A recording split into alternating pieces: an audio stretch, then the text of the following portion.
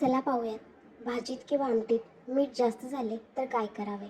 तर पहिला उपाय आहे उकडलेला बटाटा टाका.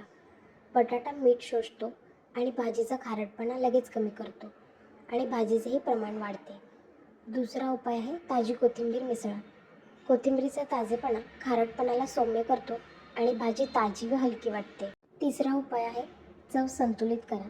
थोडा लिंबाचा रस, मिरची किंवा लाल तिखट आणि थोडी साखर किंवा गूळ टाकल्यास आंबट, तिखट, गोड अशी चव संतुलित होते. पुढचा उपाय आहे थोडंसं गरम पाणी टाका. रसाळ भाजी किंवा आमटीत पाणी घातल्यास मीठ पातळ होते आणि चव हलकी होते.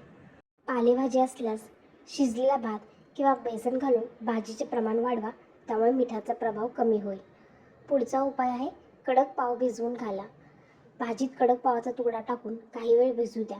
पाव मीठ शोषून घेतो आणि त्यानंतर तो काढता येतो. पुढचा उपाय आहे दुसरी भाजी मिसळा. भाजीत मीठ जास्त असेल तर दुसरी भाजी न मीठ घालता बनवा व एकत्र करा. विशेषतः पाहुणे किंवा मोठ्या कुटुंबासाठी ही ट्रिक उपयोगी आहे. ट्रिक्स आवडल्यास व्हिडिओला लाईक, शेअर आणि चॅनेलला सबस्क्राईब करायला अजिबात विसरू नका. धन्यवाद.